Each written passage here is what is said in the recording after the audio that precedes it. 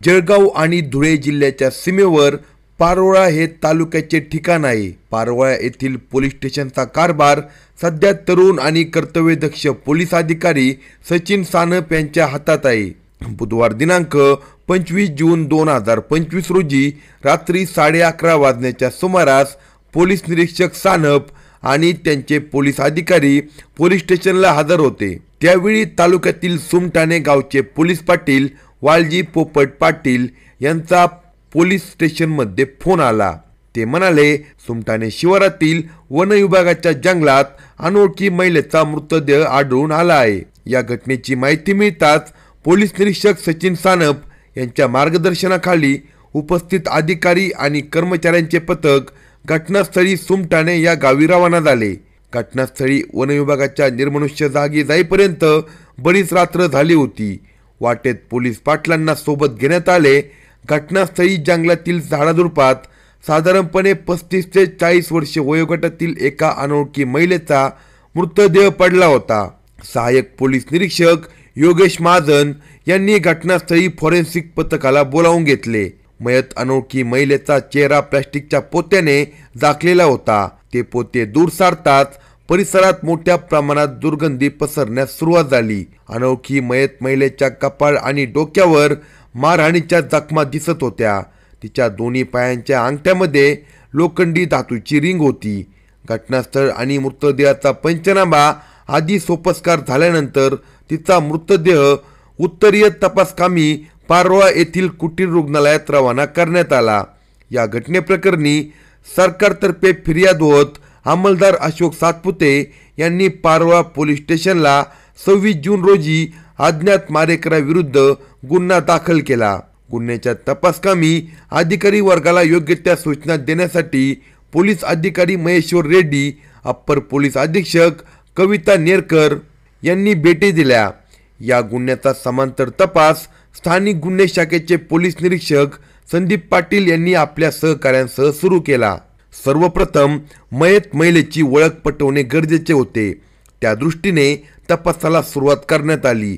जळगावसह धुळे आणि इतर जिल्ह्यातील पोलीस स्टेशनला मयत महिलेच्या वर्णनाची मिळत्या जुळत्या महिलेची मिसिंग दाखल आहे का याचा शोध घेण्यात आला। मात्र कुठेही तशा स्वरूपाची नोंद नसल्याचे आढळून आल्यामुळे महिलेची ओळख पटवण्याचे एक आव्हान पोलिसांसमोर होते। पोलिसांनी आपले कसब वापरण्यासह बातमीदारांना कामाला लावले। मयत महिलेच्या पायात असलेली धातूची रिंग कोणत्या समाजातील महिला त्यांच्या प्रथेनुसार वापरतात याचा शोध घेऊन ओळख पटवण्याचा प्रयत्न करण्यात आला। याशिवाय विविध व्हॉट्सॲप ग्रुपच्या माध्यमातून मयत महिलेसह तिच्या अंगावरील कपडे, तिच्या हातावरील गोंधन, कानातील रिंग आदींची माहिती प्रसारित करून ओळख पटवण्याचा प्रयत्न करण्यात आला होता। याशिवाय मयत महिलेच्या हातातील हिरव्या काचेच्या बांगड्या व नारंगी पिवळा धागा बघता ती घटनेपूर्वी कोणत्या तरी मंदिरात दर्शनासाठी जाऊन आली असावी असा अंदाज व्यक्त करण्यात आला। तिच्या हातातील बांगड्या आणि धागा कोणत्या मंदिर परिसरात विक्री होतो त्याची ओळख पटवण्याकामी माहिती घेण्यात आली। याशिवाय परिसरातील CCTV फुटेजची मदत घेण्यात आली। तसेच घटनास्थळ परिसरातील मोबाईलचा डमकाटा संकलित करण्यात आला, तरीही महिलेची ओळख पटत नव्हती। सर्व बाजूने महिलेची ओळख पटवण्याचा प्रयत्न सुरू असताना पारोळा तालुक्यातील उंदिरेखेडे या गावी राहणारी शोभाबाई रघुनाथ कोळी ही 48 वर्ष वयोगटातील महिला बेपत्ता झाल्याची कुणकुण पारोळा पोलिसांना लागली। या गाव परिसरातील गावकऱ्यांमध्ये ही चर्चा सुरू होती। हा जागा पकडून पुढील तपासाला दिशा देण्यात आली। घटना उघडकीस आल्यानंतर 3 दिवसांनी 28 जून रोजी 2 इसम पोलीस स्टेशनला आले। त्यातील गोपाल रघुनाथ कोळी या उंदीरखेडे येथील तरुणाने पोलीस निरीक्षक सचिन सानप यांना सांगितले की तुमची शोधपत्रिका वाचली असून त्यातील महिलेचे वर्णन माझ्या बेपत्ता आईच्या वर्णनासोबत मिळते जुळते आहे। माझी आई शोभाबाई रघुनाथ कोळी ही पारोळा शहरात विविध ठिकाणी घरकाम, धुनी भांडी, झाडू पोछा करण्यासाठी जाते। मी गेल्या काही दिवसांपासून वैद्यकीय उपचारासाठी गुजरात राज्यात गेलो होतो।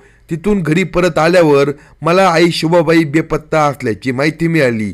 आपण प्रसारित केलेल्या शोधपत्रिकेत महिलेचा फोटो व मृतदेह मला दाखवल्यास मी ओळख पटवू शकतो. त्याच्या म्हणण्यानुसार त्याला मयत महिलेचा फोटो आणि मृतदेह दाखवला असता त्याने तो ओळखला. मयत महिला ही त्याची आई शोभाबाई रघुनाथ कोळी हीच होती. आता मयत महिलेची ओळख पटली आणि तपासाचा निम्मा भार कमी झाला. मात्र तिची हत्या कुणी आणि कशासाठी केली हा महत्त्वाचा शोध घेण्याचे काम आता सुरू झाले. मयत महिला शोभाबाई वापरत असलेल्या मोबाईल क्रमांकाचा डाटा स्थानिक गुन्हे शाखेच्या मदतीने संकलित करण्यात आला. तिच्या मोबाईलमध्ये सर्वाधिक कॉल सुमठाणे गावातील संशयित अनिल गोविंदास संदानशिव या तरुणासोबत झाल्याची माहिती तपासात पुढे आली. त्यामुळे संशयाची सुई आता अनिल या तरुणावर स्थिर झाली. स्थानिक गुन्हा शाखा आणि पारोळा पोलीस स्टेशन असे संयुक्त तपास पथक अनिल सदानशिव याचा शोध घेण्याकामी सुमठाणे गावात गेले. मात्र तो गावातून फरार झाला होता. त्यामुळे त्याच्यावरील पोलिसांचा संशय अजून बळावला. त्याचे राहण्याचे एक निश्चित ठिकाण नव्हते. तो कुठेही राहत होता. अनिल सदानशिव याची चेहरेपट्टी आणि शरीरयष्टी कशी आहे हे पोलिसांना माहीत नसल्यामुळे त्याला शोधायचे आणि ओळखायचे कसे हा एक प्रश्न पोलीस पथकापुढे होता. त्यामुळे त्याला ओळखणाऱ्या एका व्यक्तीला सोबत घेण्यात आले. पोलीस पथक डोळ्यात तेल घालून त्याच्या मागावर होते. अखेर 28 जूनच्या मध्यरात्री धुळे तालुक्याच्या जापी शिताने गावच्या रस्त्यावर तो मोटारसायकलने जाताना पोलीस पथकासोबत असलेल्या व्यक्तीला तो दिसला व त्याने त्याला ओळखले. त्याने पोलिसांना हाच तो अनिल सदानशिव असे सांगितले. त्यामुळे पाठलाग करून त्याची वाट अडवण्यात आली. त्याची सखोल चौकशी केली असता त्याने सांगितले की गेल्या काही वर्षापासून त्याचे व मयत शोभाबाई याचे प्रेमसंबंध होते. शोभाबाई ही पारोळा शहरात विविध ठिकाणी घरकाम करून तिचा चरितार्थ चालवत होती. तिला 2 मुले, सुना व नातवंडे असा परिवार होता. तिचा मोठा मुलगा नोकरीनिमित्त गुजरात राज्यात अंकलेश्वर येथे राहतो, तर लहान मुलगा पारोळा येथे ॲल्युमिनियम सेक्शनचे काम करतो. तिचा नवरा अंकलेश्वर येथे गेला असताना ही घटना घडली होती. घटनेच्या दिवशी 24 जून रोजी शोभाबाई आणि अनिल सदानशिव या दोघांमध्ये बरेच फोन कॉल झाले होते. सायंकाळी 5 वाजण्याच्या सुमारास तो तिला उंदीरखेडे येथून नवलनगर मार्गे वन विभागाच्या जंगलात फिरायला घेऊन गेला.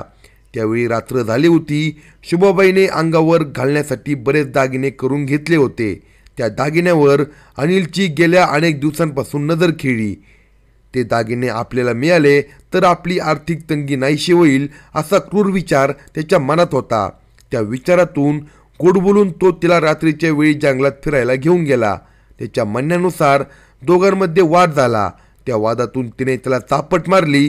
त्याचा त्याला राग आला. त्या रागातून आणि तिच्याजवळ असलेल्या रोख रकमेसह सोन्या चांदीच्या दागिन्यांसह मोहात पडून जवळच पडलेला दगड उचलून त्याने तिच्या डोक्यात मारला. त्यात ती मरण पावली. पोलिसांनी त्याला अटक केली आणि त्याच्यावर गुन्हा दाखल केला. अशाच नवनवीन क्राईम स्टोरी ऐकण्यासाठी कलम 302 या मराठी चॅनेलला सबस्क्राईब करा आणि आपल्या प्रतिक्रिया कमेंट बॉक्समध्ये